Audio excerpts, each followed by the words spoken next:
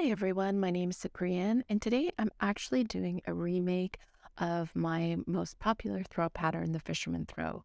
Now, when I did the original video and pattern for this, I used a heavyweight worsted weight yarn that has been discontinued, and I get a lot of questions from people asking if they can use worsted weight yarn. And the answer is yes, absolutely. Now, when I had my Facebook page before it was sadly hacked, somebody recommended using two strands of worsted weight yarn together to make this. So if that was you, please post in the comments below because I want to say thank you very much. I did that and I absolutely love how it came out. So today I'm going to be using two strands of the Brava Tweed worsted weight by Crochet held together in the color Huron. I'm guessing that's how you say it. It's a beautiful aqua color and has this fleck in it. This yarn comes in about 6 different colors. It's beautiful. I'll leave a link to it below. And you'll need an 11.5 or a 12 millimeter hook.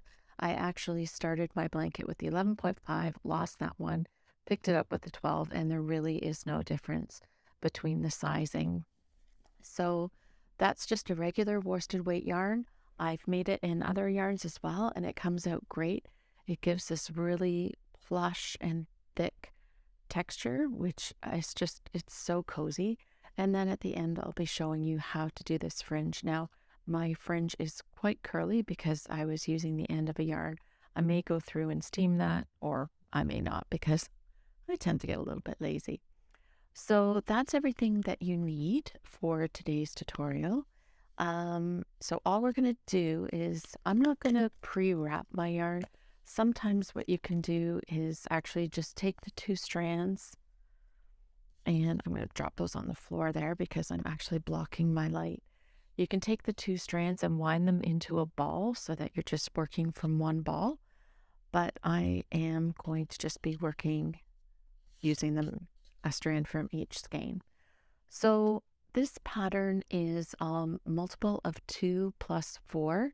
So if you want to widen or make the blanket less wide, just make sure that you keep your starting chain a multiple of 2 and then add 4 on the end.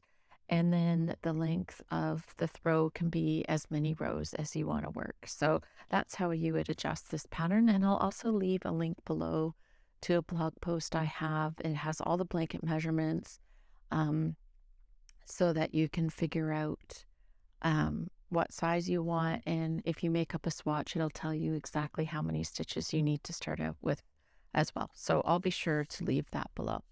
But for now, all we're going to be doing is our starting chain. So if you're making the same size as me, which is about 40 by 60, you're going to start with a chain of 74. For demonstration purposes, I'm just going to start with a chain of 14. So holding the two strands of yarn together, you're just going to make a slip knot and then insert your hook and then close that on your hook. Then you're going to chain 74. I'm going to go ahead and chain 14, and then I'll meet up with you to start the first row. So that's 1, 2, 3. Okay, now for row 1, what we're going to be doing is working a double crochet and chain stitch along your starting chain. So we're going to start by working into the 4th chain from the hook. So that's 1, 2, 3, 4. And you're going to work a double crochet right into there.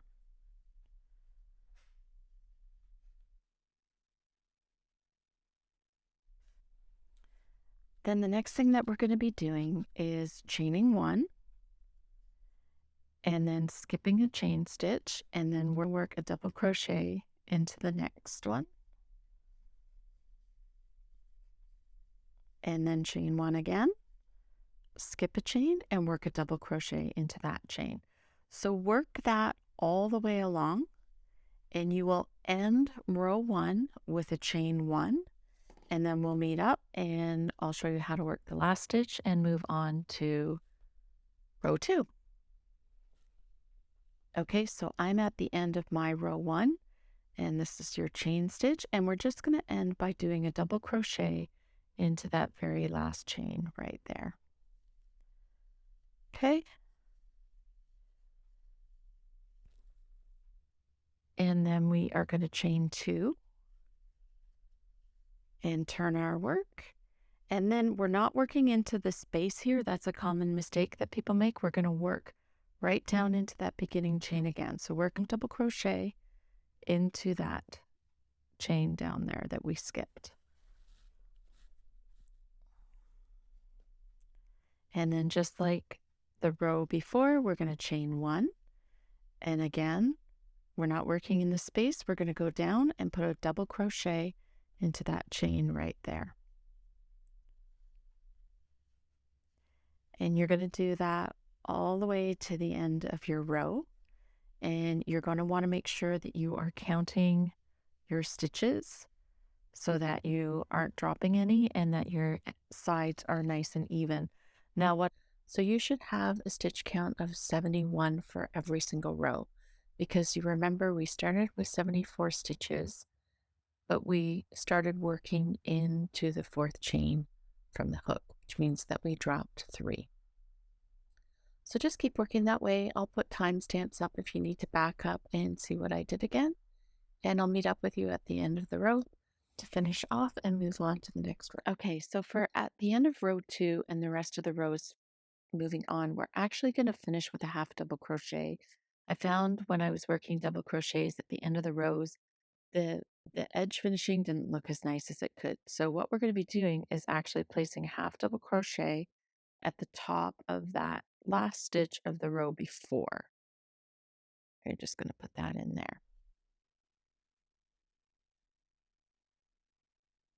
Now you're going to chain 2, turn your work, and this time what you're going to be doing is working into that double crochet stitch that you skipped from the row before.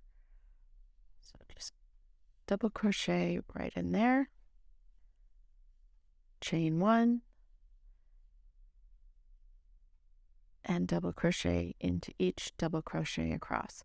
So that is your pattern repeat for the entire pattern, but I'll work a few more rows with you.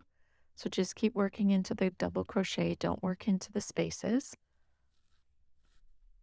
And you can work that all the way along.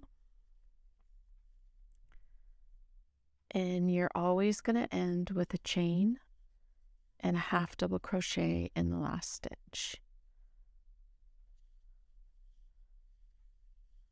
Okay, and you're going to chain, and then again you're going to work a half double crochet right into the top of the last half double crochet that you did from the row before, and that's going to keep your edges nice and tidy. You're going to do a chain 2, turn, and then go down and work right into that double crochet. So I'm going to put timestamps below so that you can rewind to any point that you need to just double check how the stitches were done. Make sure that you count, even if you don't count every row, make sure you count every couple of rows to make sure that your stitch count isn't changing, and that will ensure that the edges of the blanket are nice and straight. So keep working the stitch pattern till you reach the length of the throw that you want, and then come back for the very last row, and I'm going to show you how to close off these open spaces. Okay, because we do the last row differently to close those off and make it look nice and tidy. Okay, so before you go on to the very last row, you're just going to end with a half double crochet. And this time you're only going to chain 1 when you turn. Now we're going to work on closing these spaces, and how you're going to be doing that is by working a single crochet into the chain space this time.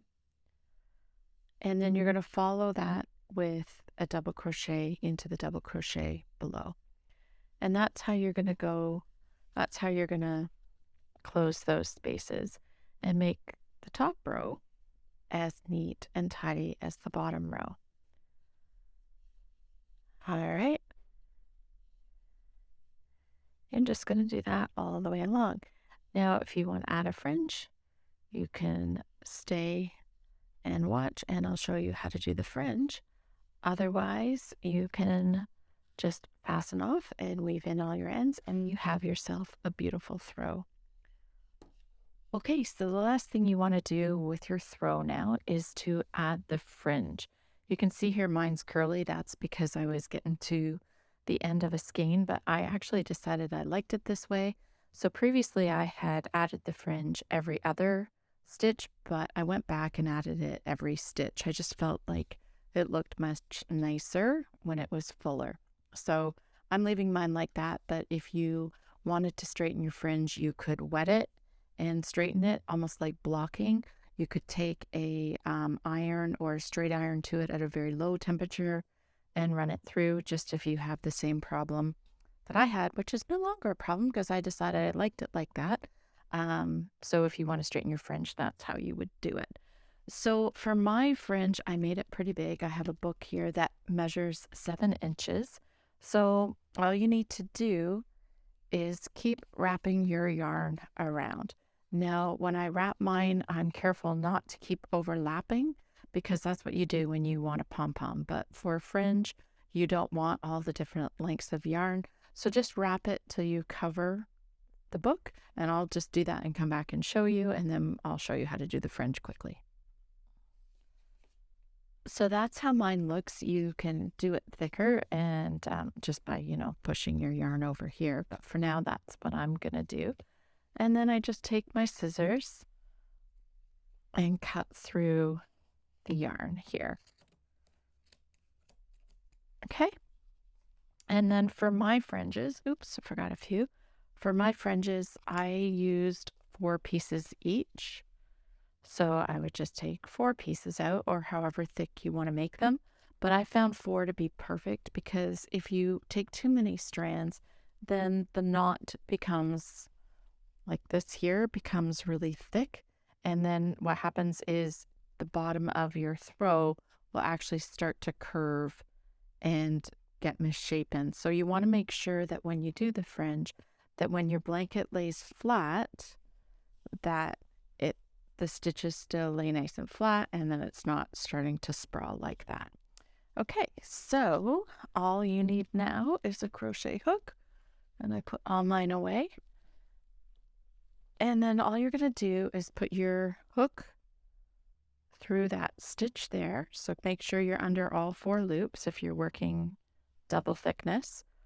Grab your yarn, pull it through, and then just open up that loop and pull through the ends like that. So what you want to do also is make sure when you're doing the fringe that you're always going through the loops with the crochet hook on the same way, because otherwise you're going to have some fringes that look like this and some that look like that. So you just want to make sure that they're the same along each side. And then if you want, you can go through and just trim off the ends of the fringe and make it nice and even. So that's everything for today's tutorial. I hope that you enjoyed it. I love to hear below what color you made, what yarn you chose, and where you're putting it. I have made one now for my living room and another one for my basement. If you follow me and are on my email list, you know that we had a lovely sewage backup, and we've had some great guys here restoring our basement.